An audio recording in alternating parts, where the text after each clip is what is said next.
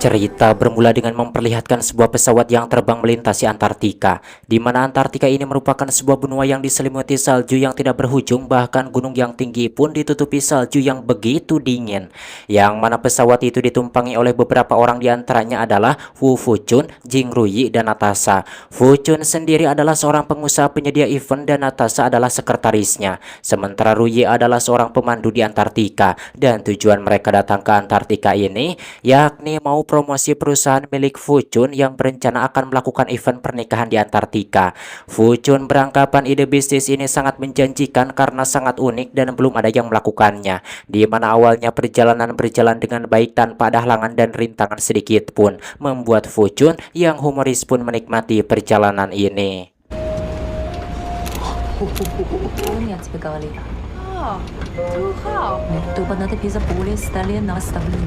Namun tidak lama tiba-tiba cuaca berubah seperti akan datangnya badai. Melihat itu sang pilot pun berniat membelokkan pesawatnya dan mengambil jalan memutar untuk menghindari badai tersebut. Akan tetapi sialnya badai keburu datang membuat pesawatnya gubag-gibeg sulit dikendalikan. Menerima kenyataan itu sang pilot pun memutuskan untuk mendarat darurat. Tetapi karena badai itu pendaratan darurat pun tidak berjalan dengan baik, yang mana pesawat mereka menabrak tebing dan sang pilot pun terlempar keluar hingga akhirnya pesawat pun nyungsep.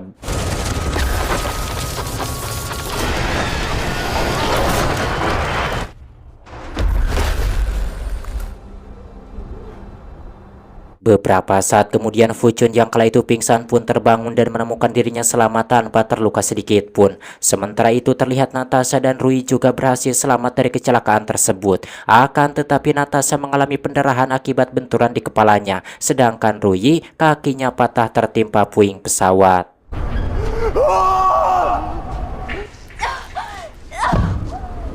Setelah pikirannya tenang, Fuchun pun masuk dan membawa Natasha keluar dari pesawat itu. Kemudian dirinya juga menyelamatkan Ruye yang kakinya terjepit. Tak lama setelah berhasil menyelamatkan Ruye, pesawat itu pun tenggelam karena lapisan esnya pecah akibat benturan hebat dari kecelakaan tadi. Kemudian Fuchun pun mencoba mencari sinyal untuk meminta bantuan. Akan tetapi sialnya dirinya tak kunjung mendapatkan sinyal. Tak lama Natasha yang sudah kehabisan banyak darah pun meninggal. Lalu Fuchun pun bertanya kepada Ruyi, apakah ada orang yang akan menyelamatkan mereka? Ruyi menjawab bahwa mereka sudah jauh keluar dari rute penerbangan. Jadi harapan mereka untuk bisa ditemukan oleh tim penyelamat itu sangatlah sedikit. Mendengar itu Fuchun pun langsung merasa lemas.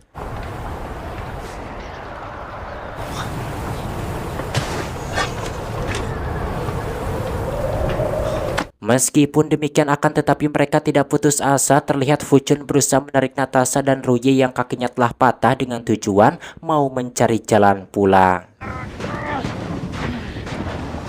Dan naasnya tanpa disangka tiba-tiba badai kembali datang. Melihat bahaya itu dengan cepat Fuchun pun berusaha membuat lubang. Kemudian mereka berdua pun masuk ke lubang itu untuk berlindung.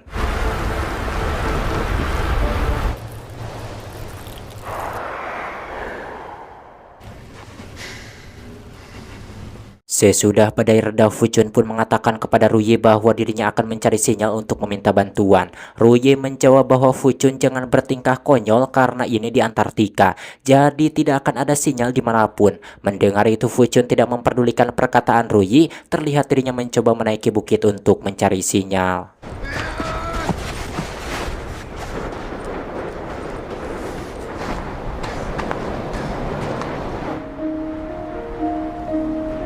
Ternyata apa yang dikatakan Ruye itu memang benar. Di sana Fuchun tidak juga mendapatkan sinyal, di mana hal itu membuat dirinya kesal hingga jatuh ngaku rolong. Dan kala itu tanpa sengaja Fuchun menemukan sebuah camp penelitian yang telah lama ditinggalkan. Sedangkan Ruye yang menunggu di dalam lubang, di sana dirinya melihat sebuah burung pemakan bangkai mulai memakan tubuh Natasha. Bahkan di sana ada seekor burung yang mendekatinya membuat Ruye sangat ketakutan. Beruntungnya tak lama Fuchun datang, lalu dirinya pun menguburkan mayat Natasha di tempat tersebut dan tidak lupa mendoakannya agar masuk surga.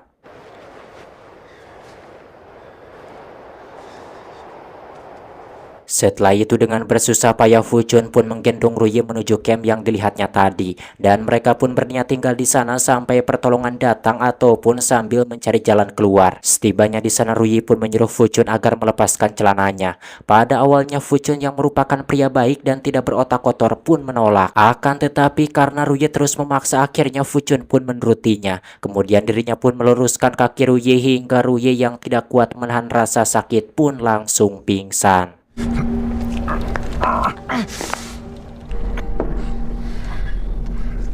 Sorenya dengan malu-malu Ruye kembali meminta tolong kepada Fu Chun untuk mengantarnya ke kamar mandi. Karena takut kakinya terganggu, Fu Chun pun melubangi tempat tidur Ruye dan di bawahnya disediakan wadah agar Ruye BAB di sana saja. Saat keluar di sana Fu Chun menemukan genset. Kemudian dirinya pun menyalakannya hingga keadaan di dalam pun terang.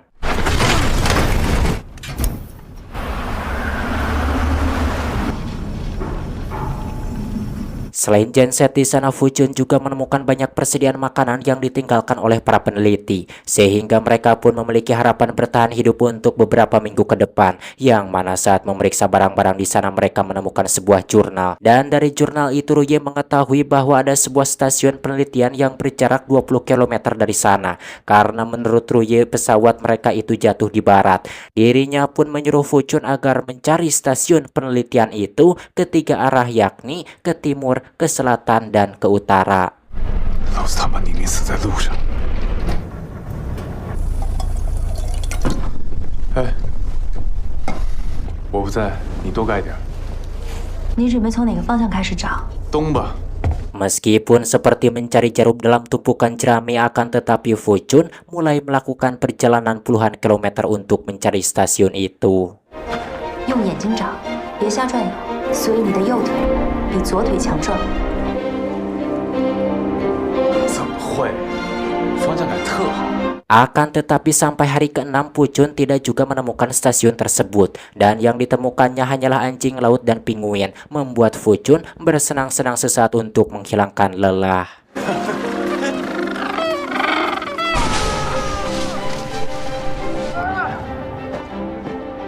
Di hari ke-8 Fu Chun kembali melakukan perjalanan menjelajahi padang es dan berharap menemukan seseorang di sana yang dapat dimintai bantuan. Yang mana tatkala dirinya sedang beol sambil menghisap rokok sampurna kretek kesukaannya, tiba-tiba tebing es yang ada di dekatnya uruk, membuat Fu Chun langsung berlari dan terpaksa tidak cebok. Beruntungnya kala itu dirinya berhasil selamat tidak terkubur oleh runtuhan es tersebut.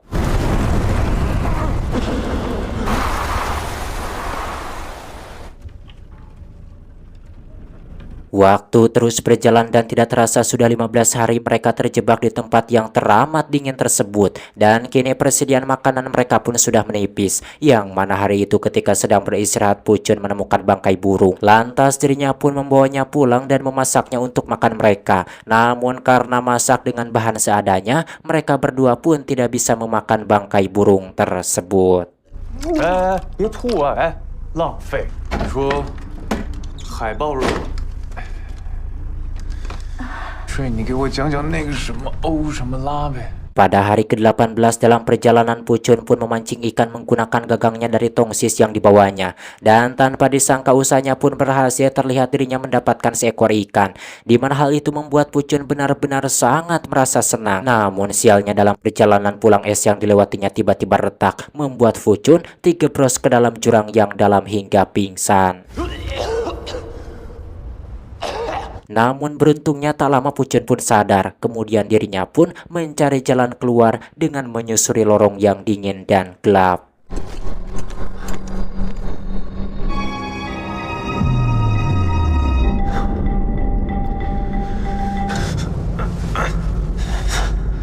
Dan tidak terasa dirinya sudah 2 hari terjebak di sana. Karena belum juga menemukan jalan keluar di sini, Fu Chun pun mulai mengkhawatirkan Ruye si gadis polos itu. Sebab jika dirinya mati di tempat ini, siapa yang akan merawat Ruye? Ingat akan hal itu, Fu Chun pun kembali mencari jalan keluar dengan melewati celah yang begitu sempit.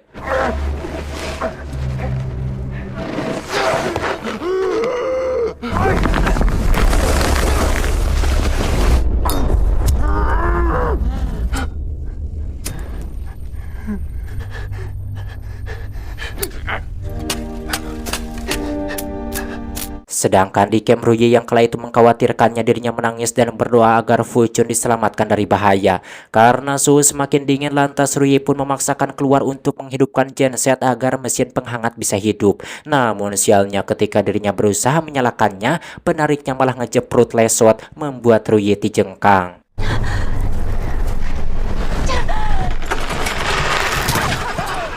Karena putus asa dan disangkanya Fuchun sudah meninggal, Ruyi pun memutuskan untuk mengakhiri hidupnya dengan melukai tangannya agar kehabisan darah. Sementara Fuchun setelah bersusah payah akhirnya dirinya berhasil keluar dari tempat yang mematikan itu, kemudian dirinya pun bergegas pulang. Setibanya di sana, Fuchun pun merasa sedih tatkala menemukan Ruyi berada di luar dalam keadaan tangannya terluka. Namun beruntung kala itu Ruyi masih hidup, lalu dirinya pun memeluknya dengan perasaan yang sangat bahagia.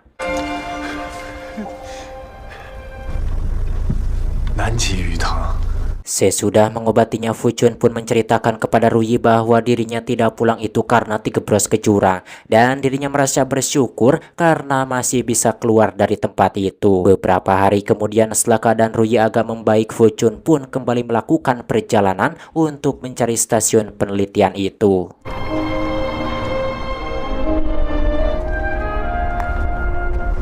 Dalam perjalanan pulang, tiba-tiba Fuchun merasakan kedua matanya sakit dan penglihatannya pun kini menjadi buram. Meskipun demikian akan tetapi dirinya terus berjalan. Setibanya di dekat camp, dirinya pun berteriak memanggil Ruyi.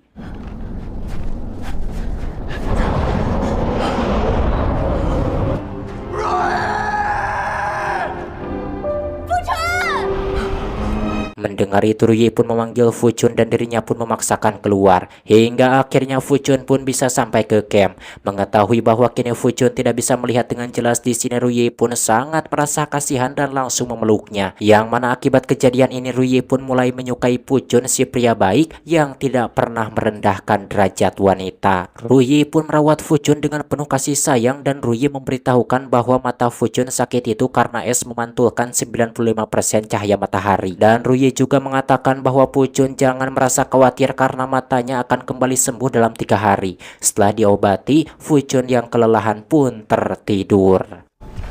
停，来，慢一点，我都瞎了。出去。 Beberapa hari kemudian akhirnya keadaan Fuchun pun benar-benar membaik. Dan kala itu karena tidak ada kacamata yang bisa dipakai, Ruyi memberikan BH-nya kepada Fuchun untuk dijadikan kacamata. Yang mana ketika mereka sedang mengobrol, Fuchun memperhatikan dada Ruyi, menjadikan Ruyi salah paham. Ternyata Fuchun memandanginya itu bukan karena dua gunungnya, melainkan melihat patung dewa yang dipakai oleh Ruyi. Sehingga Ruyi pun merasa malu disebabkan dirinya sudah salah sangka kepada Fuchun. Di sini Ruyi tidak sadar bahwa Fuchun bukanlah pria yang derajatnya rendah semacam itu. Sebab jika Fuchun ingin mengemplutnya, pasti dari kemarin-kemarin juga Fuchun sudah mengemplot dirinya setiap hari. Setelah semuanya siap, Fuchun pun pergi melanjutkan pencarian dengan memakai BH Ruyi sebagai kacamata.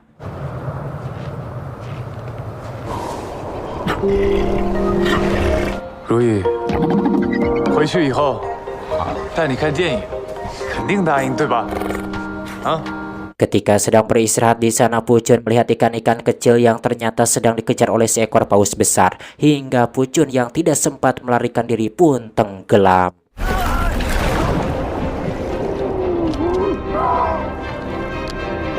Dalam keadaan putus asa karena tidak menemukan jalan keluar, tiba-tiba rombongan penguin datang membuat Fuchun akhirnya berhasil keluar dari sana. Dalam keadaan menggigil kedinginan, dirinya pun berjalan pulang ke camp.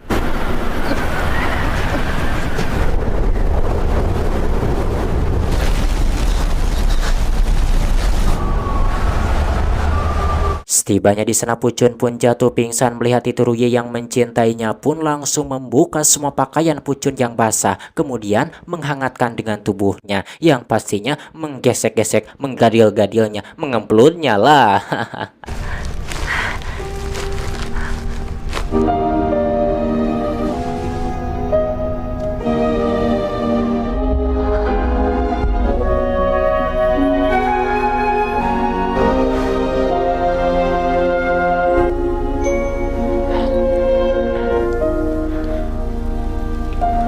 Semenjak saat itu Ruye yang sebenarnya dari awal sudah mencintai Fuchun pun kini tidak malu untuk menunjukkan rasa cintanya kepada Fuchun. Dan Fuchun pun membantunya berjalan karena sekarang kaki Ruye sudah mulai membaik.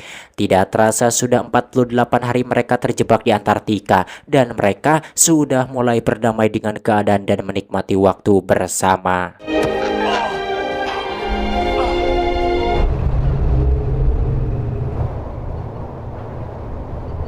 Hari-hari terus berlalu dan kala itu Fuchun baru menyadari ternyata Ruye sakit. Rupanya selama ini Ruye berusaha menyembunyikan penyakit itu agar dirinya tidak khawatir.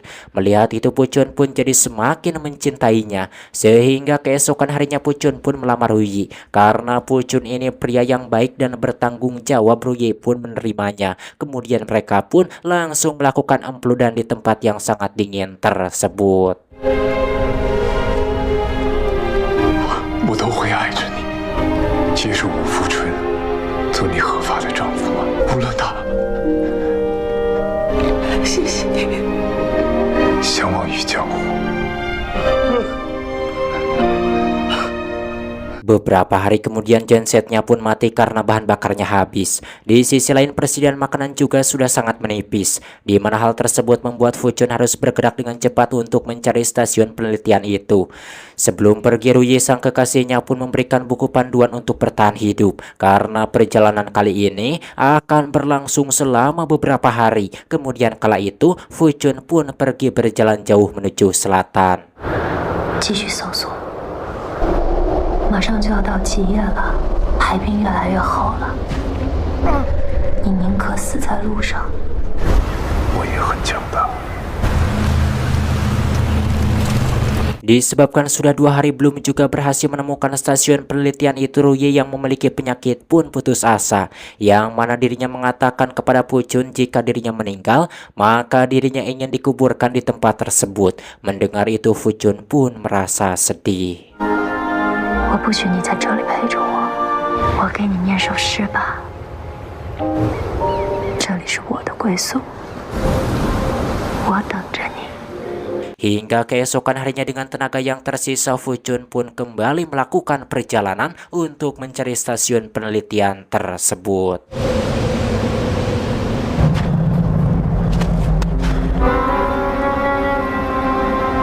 Namun naasnya di tengah perjalanan tiba-tiba badai besar datang hingga membuat Fuchun pingsan. Setelah badai itu reda, seekor penguin datang membangunkannya. Dan di sini Fuchun melihat ternyata dirinya sudah tidak jauh dari kamp peneliti. Melihat itu lantas dirinya pun segera menuju ke sana. Lalu dirinya pun memukul tong untuk meminta bantuan. Tak lama beberapa orang peneliti datang, kemudian Fuchun pun mengajak mereka pergi menuju kamp untuk menjemput Ruye yang masih menunggunya.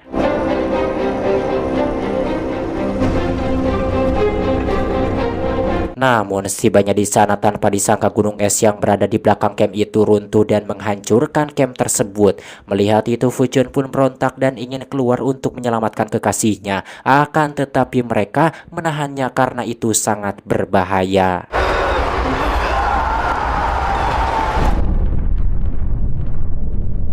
Ketika berada di ruang rawat, Fuchun pun merenung dan masih belum percaya dengan kepergian Ruye yang begitu cepat. Disebabkan hal itu lantas dirinya pun pergi ke tempat itu menggunakan motor salju. Dan ternyata firasatnya benar. Setibanya di sana Fuchun menemukan Ruye kekasihnya masih hidup karena bersembunyi di lubang. Dengan penuh kebahagiaan lantas dirinya pun membawa kekasihnya itu dan duduk sambil menikmati pemandangan yang sangat indah. Kemudian mereka menikah hingga memiliki anak 24. Wah, sungguh banyak sekali 24 tidak kirim-kirim. 你要继续绚烂的